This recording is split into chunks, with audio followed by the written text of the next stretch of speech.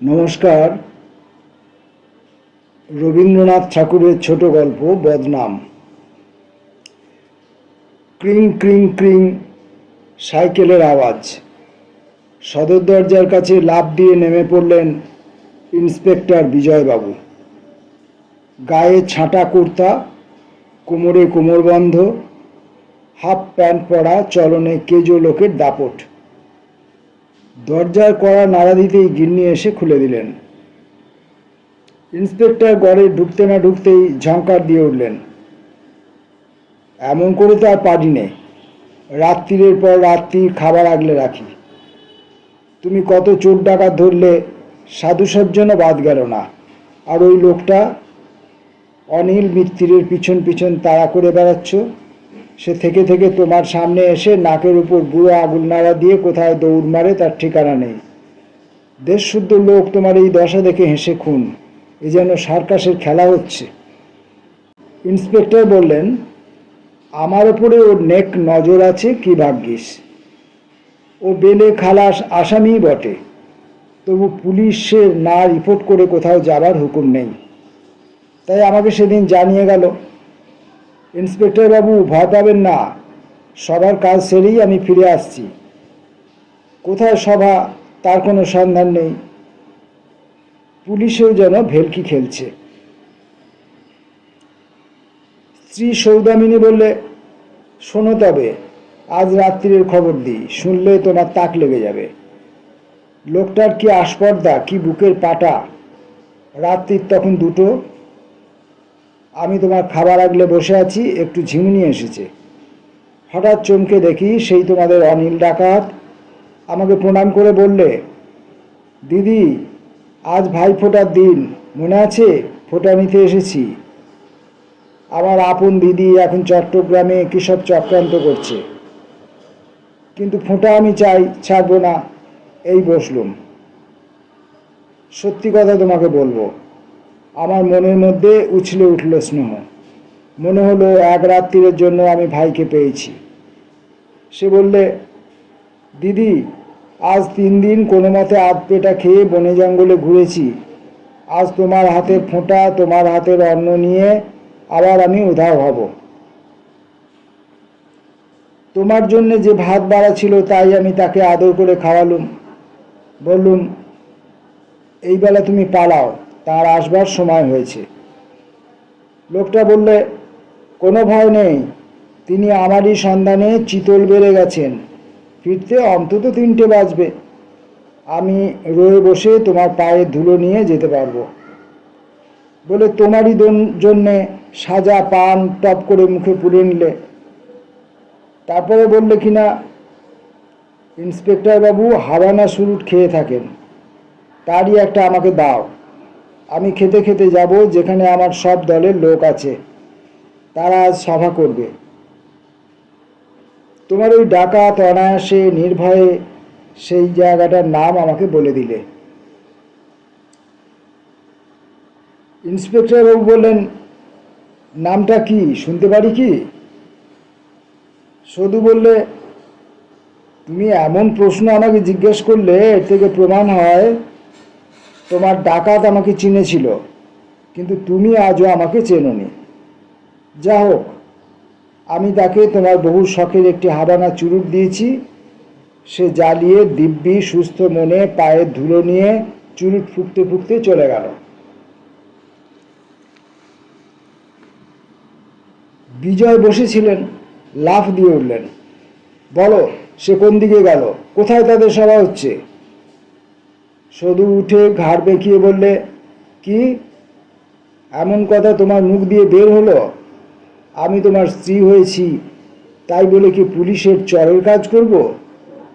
তোমার ঘরে এসে আমি যদি ধর্ম খুইয়ে বসি, তবে তুমিই বা আমাকে বিশ্বাস করবে কি করে?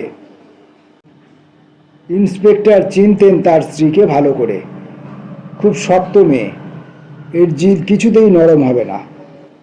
হতাশ হয়ে বসে নিঃশ্বাস ফেলে বললেন, হায় রে, এমন সুযোগটাও কেটে গেল। বসে বসে তার নবাবী ছাদের গোপজোড়াটাতে তা দিতে লাগলেন, আর থেকে থেকে ফুঁসে উঠলেন অধৈর্যে। তার জন্য তৈরি দ্বিতীয় দফার খিচুড়ি তার মুখে রুজল না। এই গেল এই গল্পের প্রথম পালা।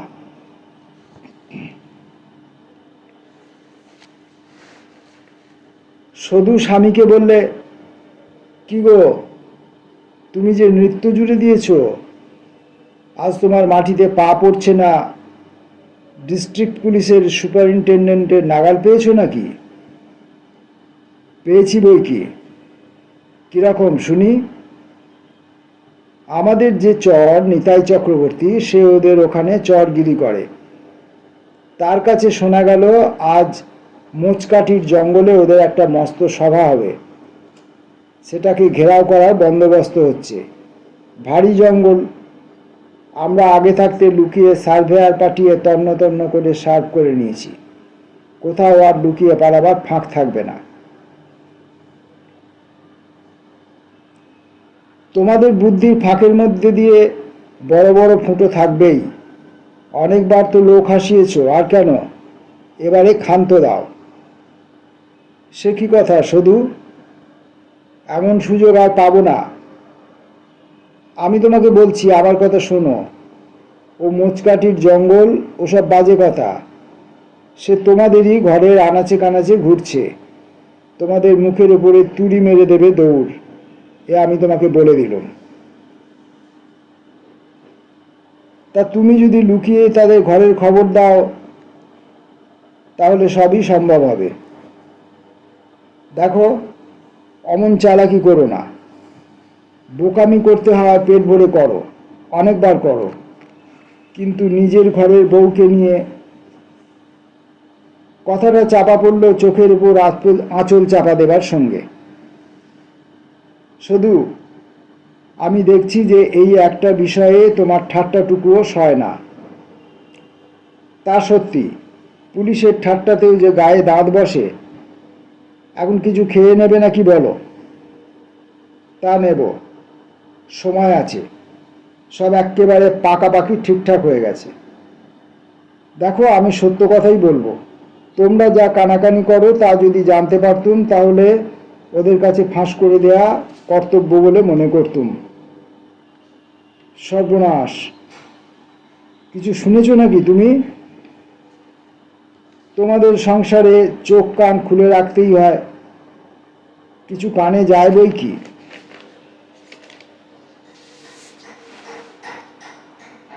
কানে যায়, আর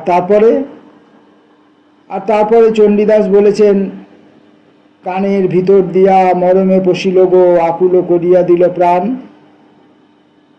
তোমার ওই ঠাট্টাতেই তুমি জিতে যাও। কোনটা যে তোমার আসল কথা ধরা যায় না।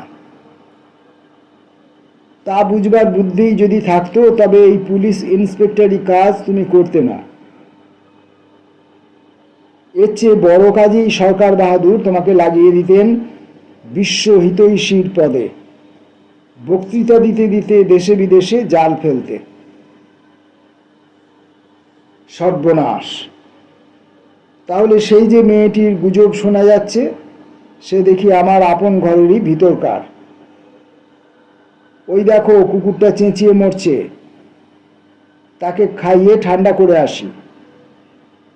ইন্সপেক্টর বাবু মহা খাপ্পা হয়ে বললেন, আমি এক্ষুনি গিয়ে লাগাবো ওই কুকুরটাকে আমার পিস্তলের গুলি। শুধু তার স্বামীর কাপড় ধরে টেনে বললেন, না, কখনো তুমি যেতে পারবে না। কেন? তুমি সামনে গিয়ে দাঁড়ালেই একেবারে টুটি ক্যাঁক করে চেপে ধরবে। ও বড় বদমাস কুকুর, ও কেবল আমাকেই চেনে।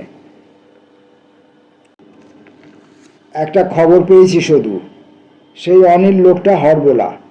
ও সব জন্তুরই নকল করতে পারে। রোজ রাত্রি 2টোর সময় ওই যে তোমায় ডাক দিচ্ছে না, তাই বা বলি কি করে? শুধু একেবারে জ্বলে উঠলে, বললে, শেষকালে আমাকে সন্দেহ? এই রইল তোমার ঘর কন্যা। আমি চললুম আমার ভগ্নিপতির বাড়িতে। এই বলে সে উঠে পড়ল। আরে কোথাও যাও? ভালো মুশকিল। নিজের ঘরের স্ত্রীকে ঠাট্টা করব না? আমি ঠাট্টার জন্য পরের ঘরের মেয়ে কোথায় খুঁজে পাই? পেলেই বা শান্তি রক্ষা হবে কি করে? বলে ওকে জোর করে ধরে বসালেন। শুধু কেবলই চোখ মুছতে লাগলো। আহা, কি করছো, কাঁদো কেন? সামান্য একটু ঠাট্টা নিয়ে। না, তোমার এই ঠাট্টা আমার সইবে না, আমি বলে রাখছি। আচ্ছা আচ্ছা, বেশ, রইল। এখন তুমি আরামে নিশ্চিন্ত হয়ে তোমার কুকুরকে খাইয়ে এসো। ও আবার কাটলেট নইলে খায় না, পুডিং না হলে ওর পেট ভরে না। সামান্য কুকুর নিয়ে তুমি এত বাড়াবাড়ি করো কেন, আমি কিছুতেই বুঝতে পারি না। শুধু বললে, তোমরা পুরুষ মানুষ, বুঝবে না। পুত্রহীনা মেয়ের বুকে যে স্নেহ জমে থাকে, সে যে কোনো একটা প্রাণীকে পেলে তাকে বুকের কাছে টেনে নেয়। ওকে একদিন না দেখলে আমার মনে কেবলই ভয় হতে থাকে, কে ওকে কোন দিক থেকে ধরে নিয়ে গেল।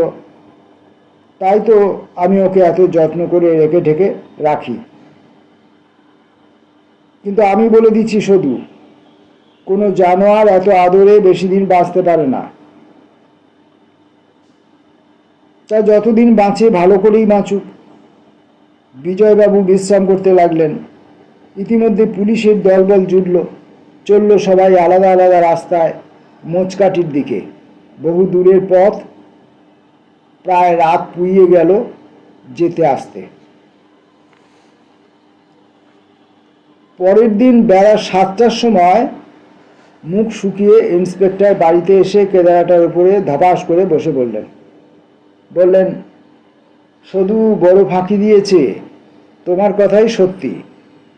পুলিশের লোক ঘেরাও করলে বন, সে বনে জনমানব নেই। হই হই লাগিয়ে দিলে, চিৎকার করে বলতে লাগলে, কোথায় আছো, বের হও, নইলে আমরা গুলি চালাবো। অনেকগুলো ফাঁকা গুলি চলল, কোনো সাড়া নেই। পুলিশের লোক খুব সাবধানে বনের মধ্যে ঢুকে তল্লাশ করলে। তখন ভোর হয়ে এসেছে। রব উঠল, ধর সেই নিতাইকে, বদমাইশকে। নিতাইয়ের আর টিকি দেখা যায় না। একখানা চিঠি পাওয়া গেল, কেবল এই কটি কথা, আসামি নিরাপদ, দিদিকে আবার প্রণাম জানাবেন অনিল। দেখো দেখি কি কাণ্ড, এর মধ্যে আবার তোমার নাম জড়ানো কেন? শেষকালে আবার কি? পুলিশের ঘরের গিন্নি কি আসামির ঘরের দিদি হতেই পারে না? সংসারের সব সম্বন্ধই কি সরকারি খামের ছাপ মারা? আমি আর কিছু বলবো না, এখন তুমি একটু শো, একটু ঘুমো। ঘুম ভাঙল তখন বেলা দুপুর। স্নান করে মধ্যাহ্ন ভোজনের পর বিজয় বসে বসে পান চিবোতে চিবোতে বললে, লোকটার চালাকির কথা কি আর তোমাকে বলবো? ও দলবল নিয়ে চারদিকে প্রোপাগান্ডা ছড়িয়ে বেড়াচ্ছে। ও ভোর রাত্রে কুম্ভক যোগ করে শূন্যে আসন করে, এটা নাকি অনেকের সচক্ষে দেখা। গ্রামের লোকের বিশ্বাস জন্মিয়ে দিয়েছে ও একজন সিদ্ধ পুরুষ, বাবা ভোলানাথের চিহ্নিত। ওর গায়ে হাত দেবে হিন্দুর ঘরে আজ এমন লোক নেই।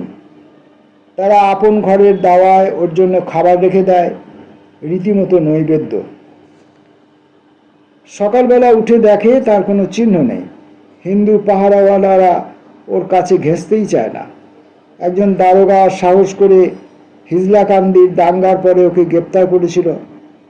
সপ্তাহখানেকের মধ্যেই তার স্ত্রী বসন্ত হয়ে মারা গেল। এরপরে আর প্রমাণের অভাব রইল না। সেই জন্য এবারে যখন মোচকাটিতে ওর কোনো সাড়া পাওয়া গেল না, পাহারাওয়ালারা ঠিক করলে যে ও যখন খুশি আপনাকে লোপ করে দিতে পারে। ও তার একটি সাক্ষীও রেখে গেছে।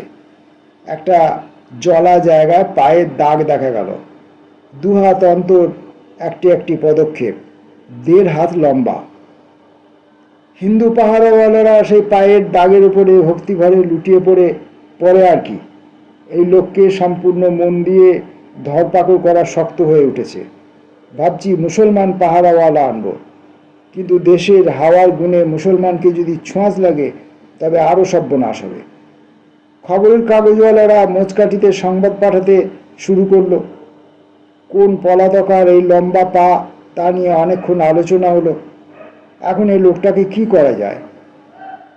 এই কিছুদিন বেলে খালাস পেয়েছিল, সেই সুযোগে দেশের হাওয়ার যেন গাঁজার ধোঁয়া লাগিয়ে দিলে। এদিকে পিছনে প্রোপাগান্ডা চলছেই, নানা রকম ছায়া নানা জায়গায় দেখা যায়। এক জায়গায় মহাদেবের একগাছি চুল পাওয়া গেছে বলে আমার ভক্ত কনস্টেবল অত্যন্ত গদগদ হয়ে উঠেছে। সেটা সে সনের দড়ি, সে কথা বিচার করবার সাহসই হলো না। কদিনের মধ্যে চারদিকে একেবারে গুজবের ঝড় উঠে গেল। মোচকাঠিতে ওই পায়ের চিহ্নের উপরে মন্দির বানাবে বলে একজন ধনী মারোয়ারি 30,000 টাকা দিয়ে বসেছে। একজন ভক্ত পাওয়া গেল, তিনি ছিলেন একসময় ডিস্ট্রিক্ট জজ। তার কাছে বসে অনিল ডাকাত শিব ও সংহিতার ব্যাখ্যা শুরু করে দিলে। লোকটার পড়াশোনা আছে। এমনি করে ভক্তি ছড়িয়ে যেতে লাগলো। এবারকার বেলের মেয়াদ শেষ হয়ে গেলে ওর নামে সাক্ষী জোগাড় করা অসম্ভব হয়ে পড়বে। অনিল ডাকাতকে নিয়ে এই তো আমার এক মস্ত সমস্যা বাঁধল। শুধু তুমি জানো বোধহয়, এদিকে আর এক সংকট বেঁধেছে। আমার মামাতো ভাই গিরিশ, সে হাতিবাঁধা পরগনার পুলিশের দারোগাগিরি করে। কর্তব্যের খাতিরে একজন কুলীন ব্রাহ্মণের ছেলের হাতে হাতকড়ি লাগিয়েছিল। সেই অবধি গ্রামের লোকেরা তাকে জাতে ঠেলবার মন্ত্রণা করছে। এদিকে তার মেয়ের বিয়ের বয়স পেরিয়ে যাচ্ছে। যে পাত্রই জোটে তাকে ভাঙিয়ে দেয় গ্রামের লোক। পাত্র যদি জোটে তবে পুরুষ জোটে না। দূর গ্রাম থেকে পুরুষের সন্ধান পেল, কিন্তু হঠাৎ দেখা গেল সে কখন দিয়েছে দৌড়। এবার একটা কিনারা পাওয়া গেছে। বৃন্দাবন থেকে এক বাবাজি এসে হঠাৎ আমার হেড কনস্টেবলের বাড়িতে আড্ডা দিলে। সৎ ব্রাহ্মণ, খাইয়ে দাইয়ে আমরা সবাই মিলে তাকে খুশি করাচ্ছি। তাকে রাজি করানো গেছে। এখন গ্রামের লোকের হাত থেকে বাঁচিয়ে রাখতে হবে। শুধু তুমিও এ কাজে সাহায্য করো। ও মা, করব না তো কি, ও তো আমার কর্তব্য। আহা, তোমাদের গিরিশের মেয়ে, আমাদের মিনু, সে তো আর কোনো অপরাধ করেনি। তার বিয়ে তো হওয়াই চাই। আনো তোমার বৃন্দাবনবাসীকে। আমি জানি ওইসব স্বামীজিদের কি করে আদর যত্ন করতে হয়। এলেন বৃন্দাবনবাসী। বুকে লুটিয়ে পড়েছে সাদা দাড়ি নারদ মুনির মতো। শুধু ভক্তিতে গদগদ হয়ে পায়ের কাছে লুটিয়ে পড়ল। পাড়ার লোক তার প্রণামের ঘটা দেখে হেসে বাঁচে না। প্রবীণা প্রতিবেশিনী মুচকি এসে বলল, সাধু সন্ন্যাসীদের প্রতি তোমার এত ভক্তি হঠাৎ জেগে উঠল কি করে? শুধু এসে বললে, দরকার পড়লেই ভক্তি উতলে ওঠে। বাবা ঠাকুরেরা পায়ের ধুলো নিলে গলে যান। মিনুর বিয়ে না হওয়া পর্যন্ত আমার ভক্তিটাকে টিকিয়ে রাখতে হবে। ঘন ঘন শাঁখ বেজে উঠল। উলুর সঙ্গে বর আসার শব্দ এলো চারদিক থেকে। কোনেকে একটি চেলি জড়ানো পুঁটুলির মতো করে এর দল নিয়ে এলো ছাদনাতলায়। নির্বিঘ্নে কাজ সমাধা হলো। বরপনে বাবাজিকে প্রণাম করে অন্দরে যাওয়ার জন্য উঠে দাঁড়ালো। তখন বাবাজি আশীর্বাদ শেষ করে বিজয়বাবুকে আর সবাইকে বললেন, মশাই, আমার খবরটা এবারে দিয়ে যাই। পুরুতের কাজ আমার পেশা নয়। আমার যা পেশা সে আপনার সমস্ত দারোগা কনস্টেবলের ভালো করেই জানা আছে। এখন আপনাদের পুরুতের দক্ষিণা দেবার সময় এসেছে। সে পর্যন্ত আমার আর সবুর সইবে না। অতএব আপনারা বিদায় করবার আগেই আমি বিদায় নিলাম। এই বলে সন্ন্যাসী সকলের সামনে দাড়ি গোঁফ টেনে ফেলে 3 লাফে চণ্ডীমণ্ডপের পাঁচিল ডিঙিয়ে উধাও। সবার লোকেরা হাঁ করে চেয়ে রইল। বিজয়বাবুর মুখে কথা নেই।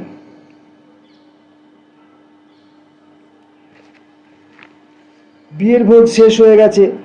পাড়াপড়শি গেছে যে যার ঘরে। বরবধূ বাসর ঘরে বিশ্রাম নিচ্ছে। শুধু স্বামীকে বললে, তুমি ভাবছো কি? যেমন করে হোক কাজ তো উদ্ধার হয়ে গেছে। সন্ন্যাসী উধাও হয়ে গিয়ে তোমাদেরই তো কাজ হালকা করে দিয়ে গেল। এখন বাসি বিয়ের আয়োজন করতে হবে। চোর ডাকাতের পিছনে সময় নষ্ট করো না। কিন্তু সেই মেয়েটির কোনো খোঁজ পেলে কি? দুঃখের কথা কি বলবো, এখন একটি মেয়ের জায়গায় রোজ আমার থানার সামনে 25টি মেয়ের আমদানি হচ্ছে চাল কলা নৈবেদ্য নিয়ে। এখন কোনটি যে কে খোঁজ করা শক্ত হয়ে উঠল। সে কি, তোমার দরজায় এত মেয়ের আমদানি তো ভালো নয়। ওখানে তুমি কি বাবাজি সেজে বসেছো নাকি? না, লোকটার চালাকির কথা শোনো একবার, অবাক হবে। একদিন হঠাৎ কিশোরলাল এসে খবর দিলে আপিসের সামনের রাস্তায় একটি পাথর বেরিয়েছে।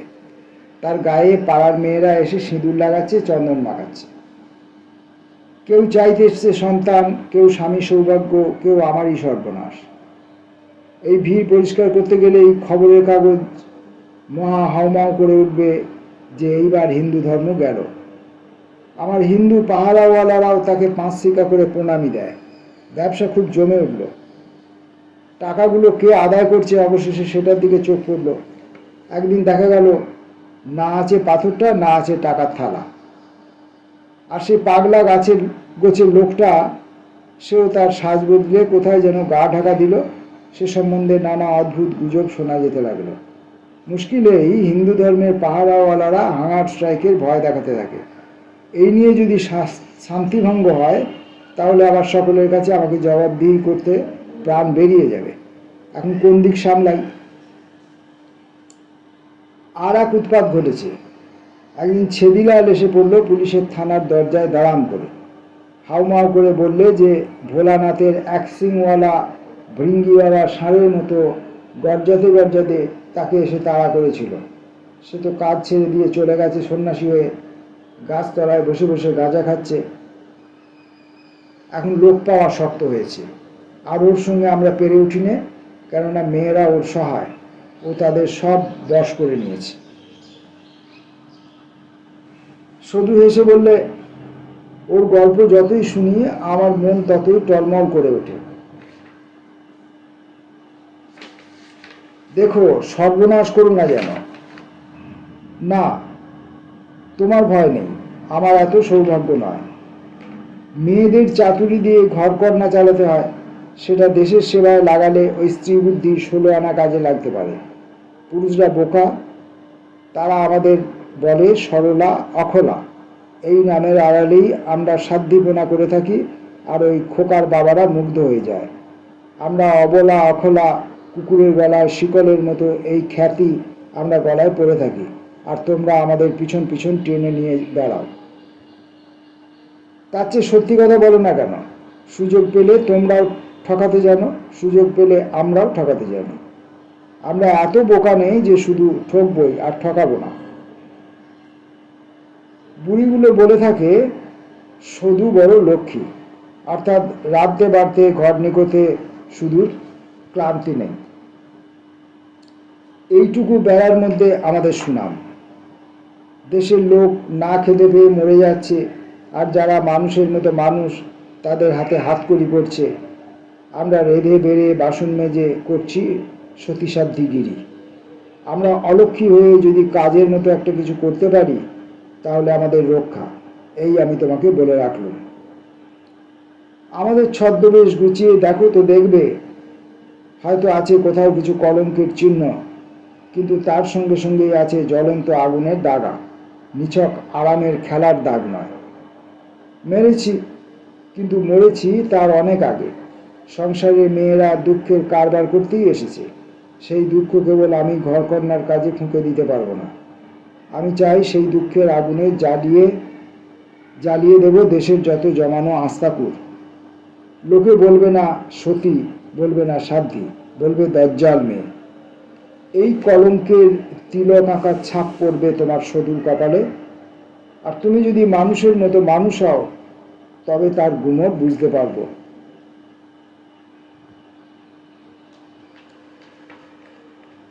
তোমার মুখে ওরকম কথা আমি ঢের শুনেছি। তারপরে দেখেছি সংসার যেমন চলে তেমনি চলছে। মাঝে মাঝে মন খোলসা করা দরকার, তাই শুনি আর হাবানা চুরুট টানি।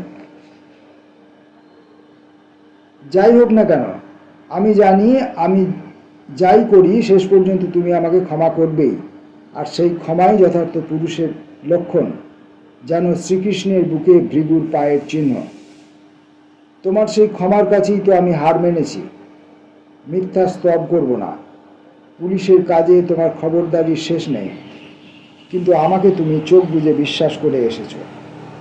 যদিও সবসময় সেই বিশ্বাসের যোগ্যতা আমার ছিল না। আমি এই জন্যেই তোমাকে ভক্তি করি।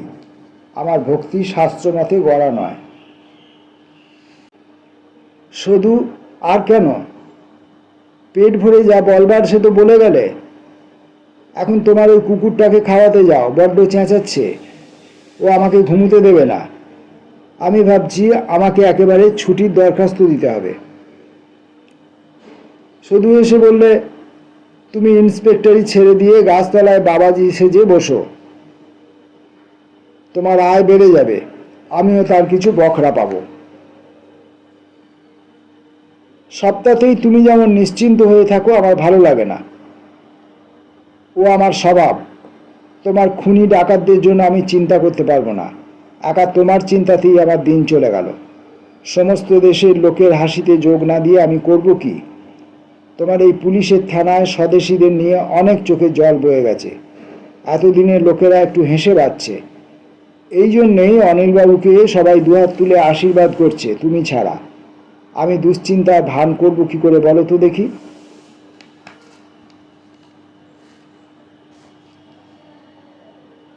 দেখো সধু, এবারে আমি তোমার শরণাপন্ন। সধু বললে, কবে তুমি আমার শরণাপন্ন নাও শুনি? এই জন্য তো তোমাকে সবাই স্ত্রৈণ বলে। দুই জাতের স্ত্রৈণ আছে।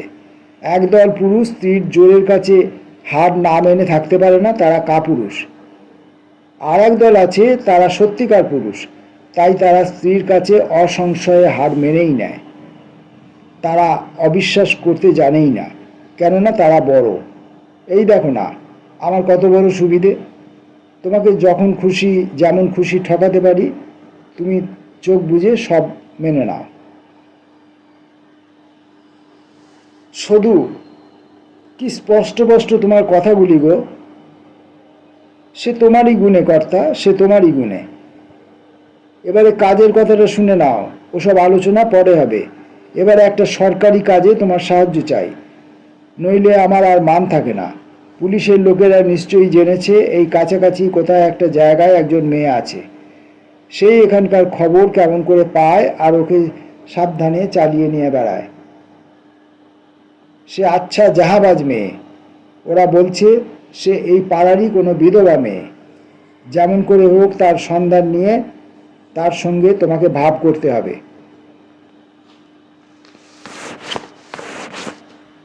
শুধু বললে, শেষকালে আমাকেও তোমাদের চরের কাজে লাগাবে?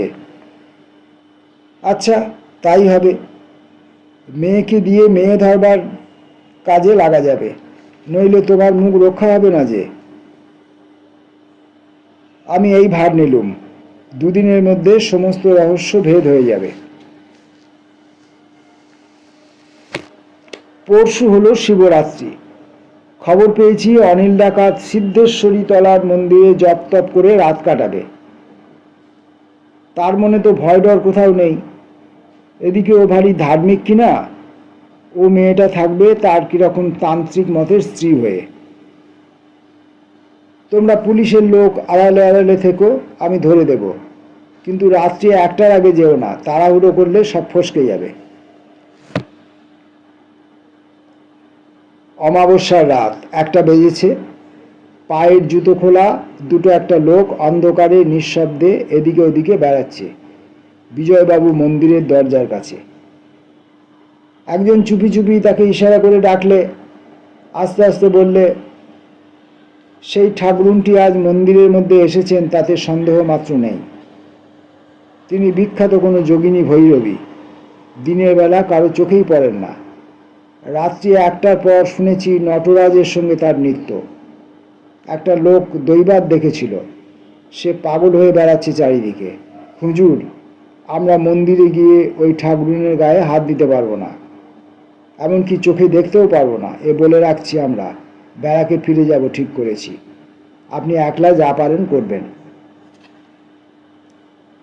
একে একে তারা সবাই চলে গেল নিঃশব্দ। বিজয়বাবু যত বড় একেলে লোক হোক না কেন, তার যে ভয় করছিল না একথা বলা যায় না। তার বুক দূর করছে তখন।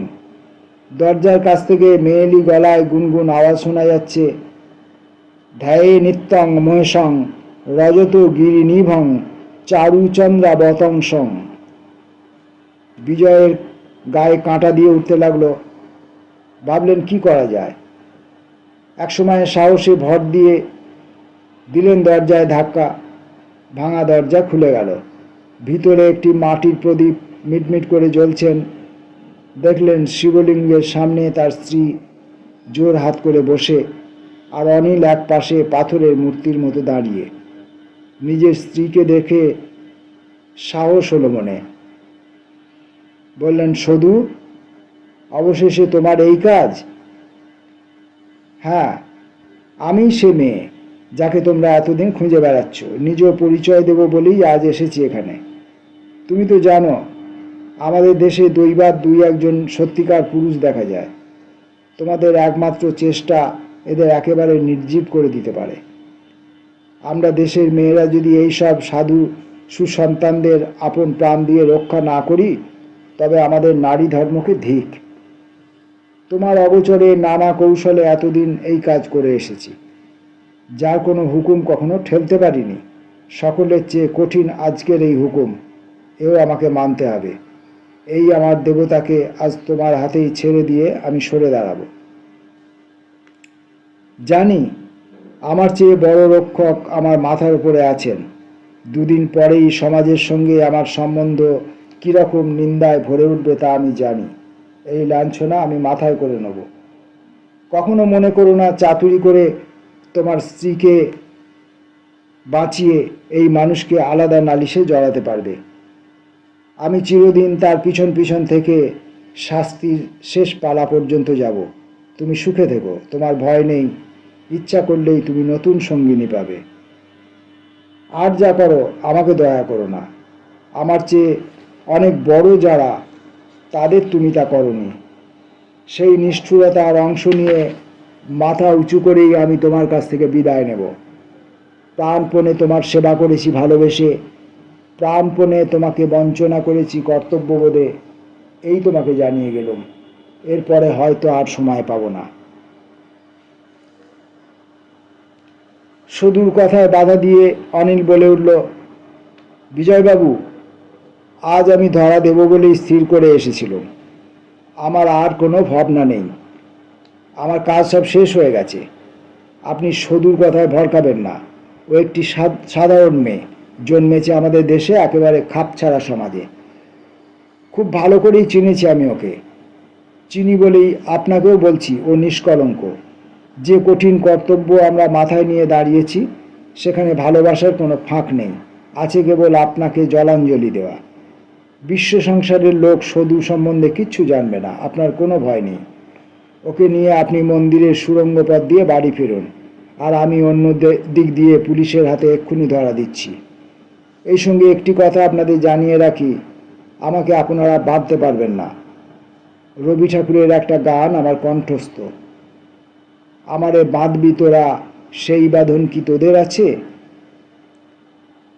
হঠাৎ গেয়ে উঠল বিদেশি গলায়। মন্দিরের ভিত থরথর করে কেঁপে উঠল গলার জোরে। অবাক হয়ে গেলেন ইন্সপেক্টর বাবু। এই গান অনেকবার গেয়েছি, আবার গাইব। তারপরে চলবো আফগানিস্তানের রাস্তা দিয়ে। যেমন করে হোক পথ করে নেব। আপনাদের সঙ্গে এই আমার কথা রইল। আর 15 দিন পরে খবরের কাগজে বড় বড় অক্ষরে বের হবে, অনিল বিপ্লবী পলাতক। আজ প্রণাম হই। হঠাৎ বিজয়ের হাত কেঁপে উঠল। টর্চটা মাটিতে পড়ে গেল হাত থেকে। মুখের ওপরে 2 হাত চেপে বসে পড়লেন। প্রদীপটাও দমকা বাতাসে শেষ হয়ে গেছে আগেই।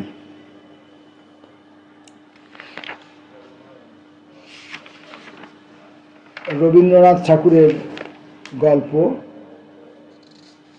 বদনাম। এটি রবীন্দ্রনাথ লিখেছিলেন বাংলা 1348 সালের আষাঢ় মাসে।